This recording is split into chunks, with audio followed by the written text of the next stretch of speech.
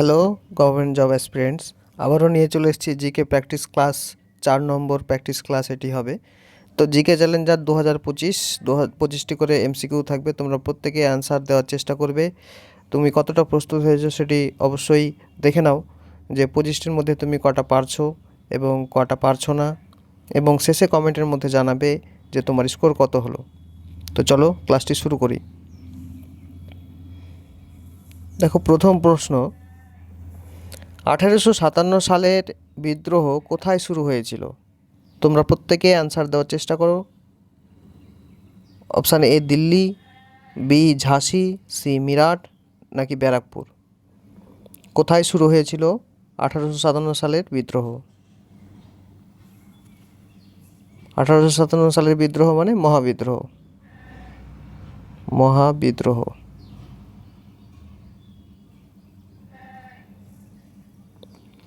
কোথায় হয়েছিল? তো এখানে আমাদের অ্যান্সার হয়ে যাবে মিরাটে। মিরাটে মহাবিদ্রোহ শুরু হয়েছিল প্রথম। এবং যদি বলা হয় ওয়েস্ট বেঙ্গল থেকে, কোথায় হয়েছিল? ব্যারাকপুর থেকে। নেক্সট, প্রথম মঙ্গল পাণ্ডে ব্যারাকপুর থেকে বিদ্রোহ শুরু করেছিল বাংলায়। নেক্সট, নিম্নলিখিত ব্যক্তিদের মধ্যে কে জাতীয় পরিকল্পনা কমিটি গঠন করেছিলেন? জওহরলাল নেহরু, এ দালাল, সুভাষচন্দ্র বোস, নাকি লাল বাহাদুর শাস্ত্রী।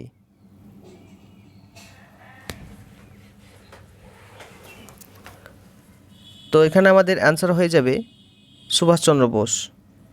সুভাষচন্দ্র বসু জাতীয় পরিকল্পনা কমিটি গঠন করেছিলেন। নেক্সট, ইমেল সিস্টেম এক সার্ভার থেকে আরেক সার্ভারে বার্তা প্রেরণ করতে কি প্রোটোকল ব্যবহার করে? যে আমরা মোবাইল ইউজ করি বা কম্পিউটার ইউজ করি, সেখানে ইমেল পাঠাই, সেই ইমেল এর প্রোটোকল প্রেরণের জন্য ইমেলের বার্তা প্রেরণ করার জন্য কোন প্রোটোকল ব্যবহার করা হয়? এখানে আছে HTTP, ARP, ICMP, নাকি SMTP।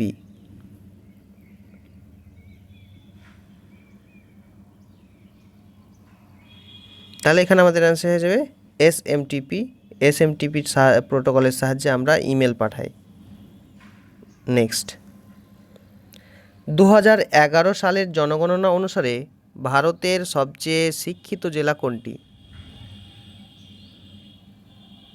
তাহলে ভারতের শিক্ষিত জেলা কোনটি? যদি বলা হয় সব থেকে শিক্ষিত জেলা, তাহলে শিক্ষিত রাজ্য, তাহলে হবে কেরল রাজ্য। কেরল রাজ্য।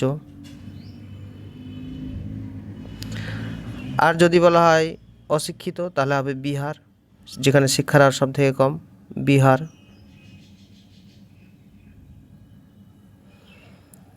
এখানে বলেছে জেলা, তাহলে এখানে জেলা হবে সরচিপ। আমাদের উত্তর হবে 2011 সালের জনগণনা অনুসারে ভারতের সবচেয়ে শিক্ষিত জেলা হবে সরচিপ। সরচিপটি কোথায়?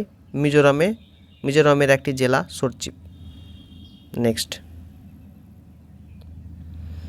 কালো মাটি সম্পর্কে নিচের কোন বক্তব্যটি ভুল? মানে এগুলোর মধ্যে কোনটি সঠিক নয়, মানে কোনটি ভুল? এগুলো 3টে ঠিক হবে এবং একটি সঠিক নয়। এটি ডেকান ট্রাপ বরাবর পাওয়া যায়। এটি ফসফরিক উপাদানে সমৃদ্ধ।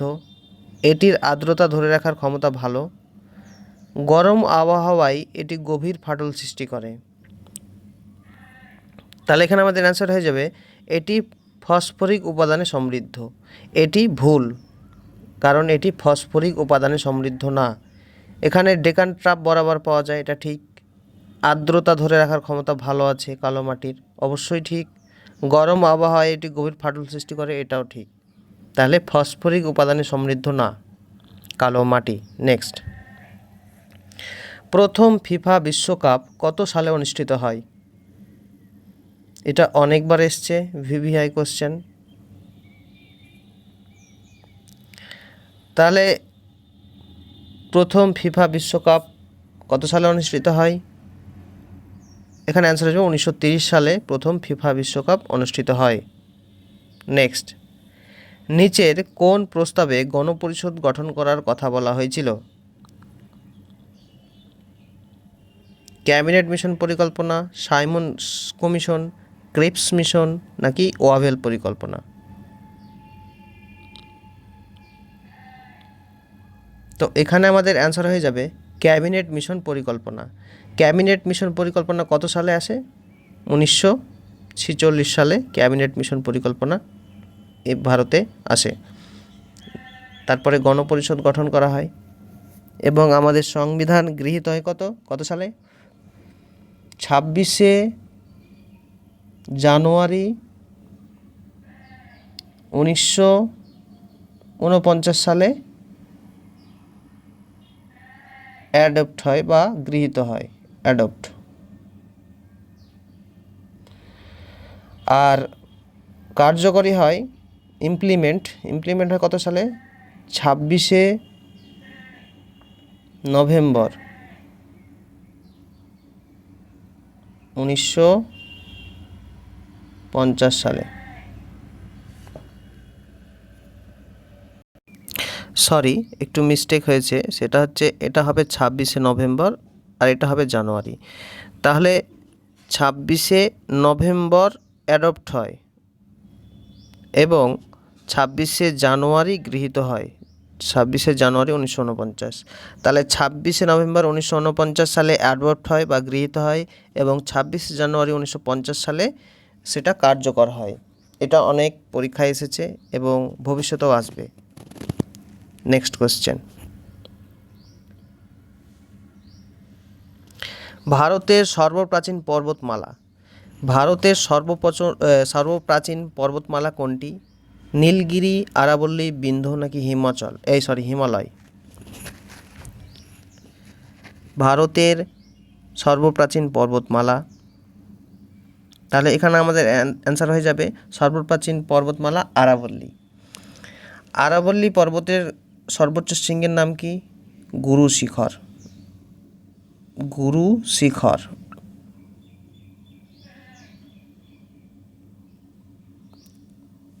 গুরু শিখর। নীলগিরি পর্বতমালার সর্বোচ্চ শৃঙ্গের নাম কি? দোদাবেতা।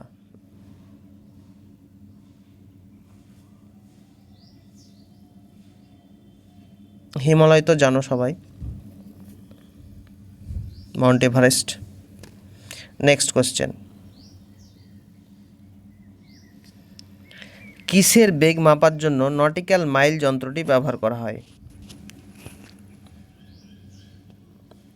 ম্যাগলেভ, চিতাবাঘ, বুলেট ট্রেন নাকি জাহাজ? নটিক্যাল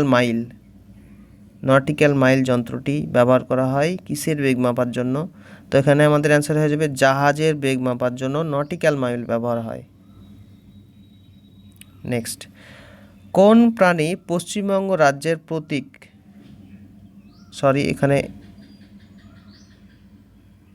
টাইপিং মিস্টেক হয়েছে। কোন রাজ্যের জাতীয় প্রতীক?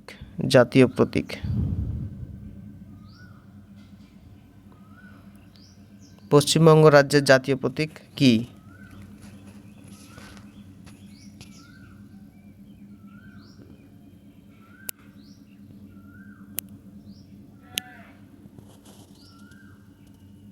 তাহলে কোন প্রাণী পশ্চিমবঙ্গ রাজ্যের জাতীয় প্রতীক? সেটা হবে মেছো বিড়াল। নেক্সট, সম্রাট আকবরের কোন জায়গার বিজয়কে স্মরণীয় রাখতে বুলন্দ দরওয়াজা নির্মাণ করা হয়েছিল? সম্রাট আকবরের কোন জায়গার বিজয়কে স্মরণীয় রাখতে বুলন্দ দরওয়াজা নির্মাণ করা হয়েছিল? বিহার, বাংলা, দাক্ষিণাত্য নাকি গুজরাট জয়? তো এখানে আমাদের অ্যান্সার হয়ে যাবে গুজরাট জয়কে স্মরণীয় রাখতে বুলন্দ দরওয়াজা নির্মাণ করা হয়েছিল। নেক্সট, যখন একটি জাহাজ পশ্চিম থেকে পূর্বে আন্তর্জাতিক তারিখরেখা অতিক্রম করে তখন তার সময় অর্ধেক দিন এগিয়ে যায়, অর্ধেক দিন পিছিয়ে যায়, একদিন এগিয়ে যায় নাকি একদিন পিছিয়ে যায়? ব্যাপারটা এরকম, এটা আমাদের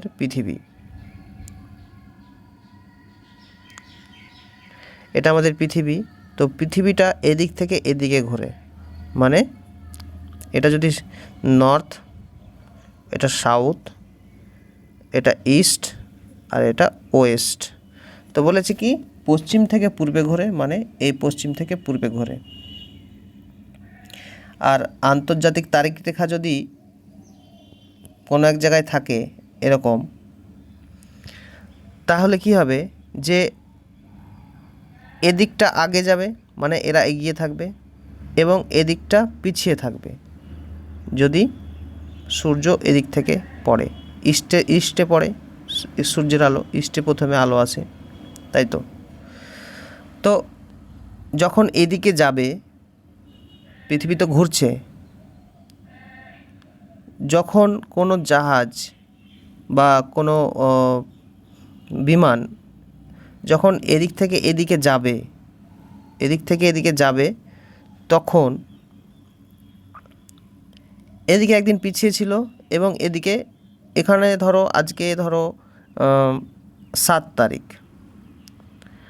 আর এখানে কি হবে, এখানে 7 তারিখ আসতে একদিন দেরি হবে, মানে এখানে 6 তারিখ আছে, এদিকে গেলে 7 তারিখ হবে। তো এখান থেকে এদিকে সেদিনই চলে যাচ্ছে, মানে একদিন এগিয়ে যাচ্ছে, মানে 7-এ চলে যাচ্ছে, মানে এদিকে 6 হওয়ার কথা ছিল, কিন্তু সেই ব্যক্তিটা 7-এ চলে যাচ্ছে, মানে একদিন এগিয়ে যাচ্ছে। তাহলে অ্যান্সার হবে একদিন এগিয়ে যাচ্ছে। বোঝা গেল?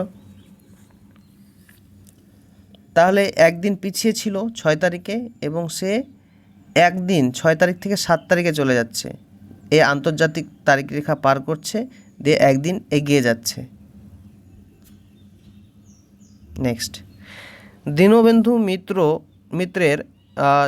মিত্রের নীল দর্পণ গ্রন্থটিকে ইংরেজিতে অনুবাদ করেছিলেন কে?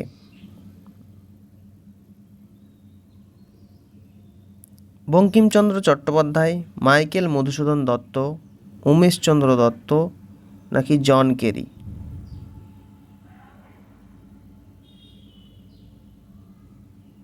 এখানে অ্যান্সার হবে মাইকেল মধুসূদন দত্ত দীনবন্ধু মিত্রের নীল দর্পণ গ্রন্থটিকে ইংরেজিতে অনুবাদ করেছিলেন। নেক্সট, পাল বংশ কোথায় রাজত্ব করেছিলেন?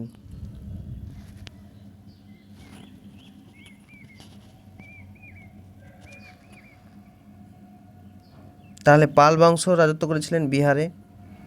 প্রথম পাল বংশের প্রতিষ্ঠাতা কে? গোপাল।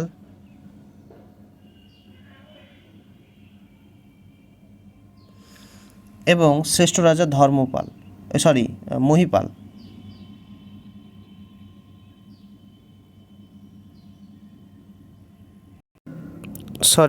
এখানে পাল বংশের শ্রেষ্ঠ রাজা হবে দেবপাল,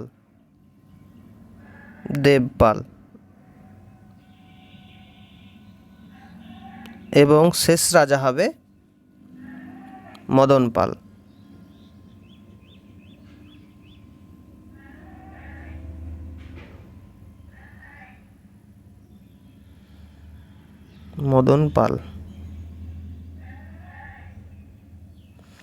তাহলে পাল বংশের প্রতিষ্ঠাতা গোপাল, পাল বংশের শ্রেষ্ঠ রাজা দেবপাল, এবং পাল বংশের শেষ রাজা মদন পাল। নেক্সট, টেলিভিশনের আবিষ্কারক কে ছিলেন?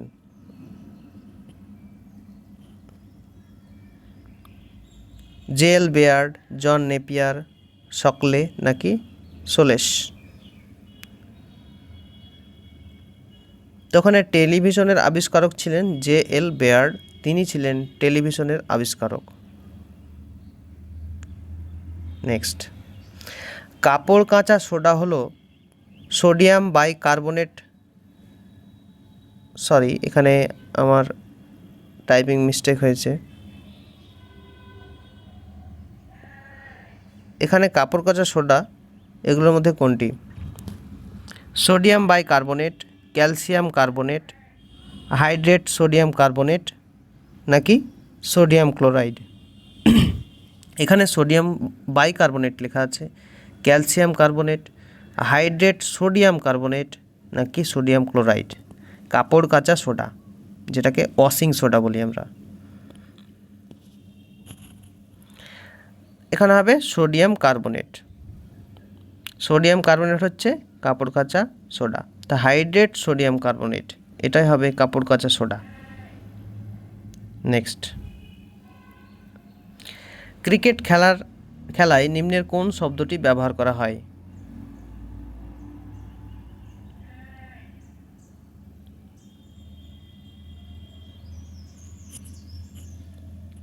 এখানে হবে ক্রিকেট খেলায় যে শব্দটি ব্যবহার করা হয় সেটি হবে সিলি পয়েন্ট। তো প্রত্যেকটা খেলার কি কি শব্দ ইউজ করা হয় সেই খেলায় সেগুলো অবশ্যই জানতে হবে। এগুলো তোমরা খেলার সিরিজে, স্পোর্টস সিরিজে তোমরা সেই ক্লাসটি দেখতে পাবে। নেক্সট, ক্রোয়েশিয়ার রাজধানীর নাম কি? হেলসিঙ্কি, লা পাজ, জাগ্রেব নাকি তিরানা?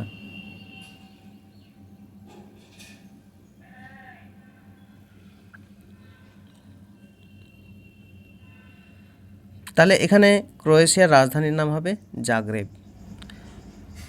ক্রোয়েশিয়ার রাজধানী জাগ্রেব। নেক্সট কোশ্চেন, হুতুম প্যাঁচা ছদ্মনামে কে পরিচিত ছিলেন? হুতুম প্যাঁচা ছদ্মনামে কে পরিচিত ছিলেন? মাইকেল মধুসূদন দত্ত, ঈশ্বরচন্দ্র বিদ্যাসাগর, কালীপ্রসন্ন সিংহ নাকি শরৎচন্দ্র চট্টোপাধ্যায়? তোমাদেরকে বলে রাখি, যারা এখনও এই চ্যানেলটি সাবস্ক্রাইব করনি তারা অবশ্যই সাবস্ক্রাইব করে নিও এবং এই চ্যানেলটিকে অবশ্যই সাপোর্ট করো এবং একটা লাইক করে দিও এবং বন্ধুদের সঙ্গে শেয়ার করে দিও। এবং এই ক্লাসের পিডিএফ অবশ্যই তোমরা এই দেখবে ডেসক্রিপশানে দেওয়া আছে টেলিগ্রাম চ্যানেলের লিঙ্ক, সেই চ্যানেলে জয়েন হয়ে গেলে প্রত্যেকটা চ্যানেলের পিডিএফ ক্লাস তোমরা পেয়ে যাবে, তোমরা পিডিএফটা সংগ্রহ করতে পারবে। তো এখানে আমাদের অ্যান্সার হয়ে যাবে হুতুম প্যাঁচা ছদ্মনামে কালীপ্রসন্ন সিংহ পরিচিত ছিলেন। শরৎচন্দ্র চট্টোপাধ্যায় অনিলা দেবী নামে পরিচিত ছিলেন। অনিলা দেবী, অনিলা দেবী। নেক্সট, ভারতের স্থায়ী গবেষণা কেন্দ্র দক্ষিণ গাঙ্গোত্রী কোথায় অবস্থিত? এ আন্টার্কটিকা, বি আরব সাগর, সি হিমালয়, ডি ভারত মহাসাগর। তো তোমরা সবাই অ্যান্সার করো, দক্ষিণ গাঙ্গোত্রী কোথায় অবস্থিত? তো এখানে আমাদের অ্যান্সার হয়ে যাবে দক্ষিণ গাঙ্গোত্রী আন্টার্কটিকাতে অবস্থিত। তাহলে আন্টার্কটিকাতে দক্ষিণ গাঙ্গোত্রী অবস্থিত। নেক্সট, খাদ্য সংরক্ষণের জন্য কোন জিনিসটি বহুল পরিমাণে ব্যবহৃত হয়? খাদ্য সংরক্ষণের জন্য কোন জিনিসটি বহুল পরিমাণে ব্যবহৃত হয়?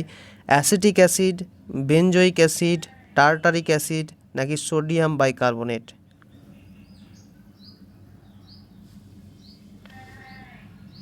তো এখানে আমাদের অ্যান্সার হয়ে যাবে বেনজোইক অ্যাসিড খাদ্য সংরক্ষণের জন্য বহুল পরিমাণে ব্যবহৃত হয়। নেক্সট কোশ্চেনে যাব, ভারতের জাতীয় পতাকার নকশা তৈরি করেছিলেন কে? Padmanabhan, Bankimchandra Chattopadhyay, Pingali Venkayya, Annie Besant. এগুলোর মধ্যে কে ভারতের জাতীয় পতাকার নকশা তৈরি করেছিলেন? তাহলে এখানে আমাদের অ্যান্সার হয়ে যাবে পিঙ্গালি ভেঙ্কাইয়া। আর একটা, আমাদের ভারতের রুপির যে নকশা, রুপি যে টাকায় আমাদের থাকে রুপি চিহ্ন, এই নকশাটা কে করেছিলেন? তার নাম হচ্ছে উদয় কুমার। উদয় কুমার, তিনি এই রুপি চিহ্নটির নকশা তৈরি করেছিলেন। নেক্সট, 38তম প্যারালাল লাইন বিভক্ত করে ভারত ও পাকিস্তান, ভারত ও নেপাল, উত্তর কোরিয়া ও দক্ষিণ কোরিয়া, ভিয়েতনাম ও কাম্পুচিয়া। তো তোমরা প্রত্যেকেই অ্যান্সার করো এবং অবশ্যই কমেন্টের মধ্যে জানাবে যে কার কত অ্যান্সার হলো, এবং অবশ্যই চ্যানেলটিকে সাবস্ক্রাইব করবে এবং একটা লাইক করবে।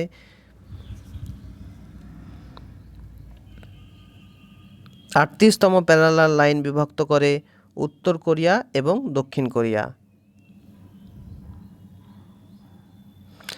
রাশিয়ার মুদ্রা কি? রাশিয়ার মুদ্রার নাম কি? ইউরো, কিনা, রিয়াল নাকি রুবেল?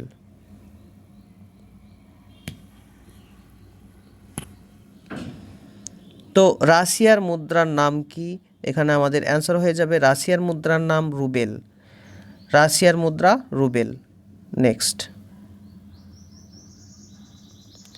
হাইড্রোপনিক্স কথাটি কিসের সঙ্গে যুক্ত?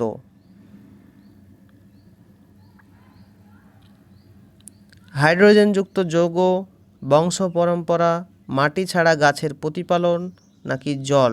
কোনটি অ্যান্সার হবে সেটা বেছে নিয়ে তোমরা অ্যান্সারটা করো, এবং কার কত অ্যান্সার হলো অবশ্যই জানাবে।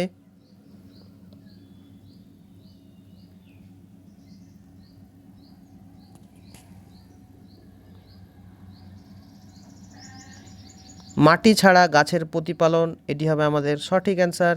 হাইড্রোপনিক্স কথাটির সঙ্গে যুক্ত। তো আজকের ক্লাসটি এখানে শেষ হলো।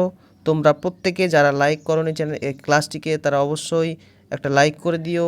চ্যানেলটি সাবস্ক্রাইব না করে থাকলে অবশ্যই সাবস্ক্রাইব করে দিও, কারণ তোমাদের সাবস্ক্রাইব করলেই আমি চ্যানেলটি গ্রো করতে পারবো, এবং লাইক করলে এই চ্যানেলটি র্যাঙ্ক হবে এবং সেটা অন্যের কাছে পৌঁছে যেতে সাহায্য করবে। এবং জেনারেল স্টাডি অফিসিয়াল চ্যানেল, সেটা তোমরা সাবস্ক্রাইব করে নিও এবং পিডিএফটি অবশ্যই সংগ্রহ করে নিও। সেখানে প্রত্যেকটা ক্লাসের পিডিএফ সেখানে দেওয়া থাকবে ফ্রি অফ কস্ট। তো ভালো থেকো, সুস্থ থেকো এবং পড়াশোনা চালিয়ে যাও। পড়াশোনার বিকল্প কোনো কিছু নেই, তাই হার্ডওয়ার্ক করো এবং তোমরা অবশ্যই পাশে থেকো, এবং পরবর্তী ভিডিও আসা অবধি তোমরা অপেক্ষা করো। তোমাদেরকে এর থেকে ভালো সারপ্রাইজ একটা ক্লাস নিয়ে আসছি। ধন্যবাদ, ভালো থেকো।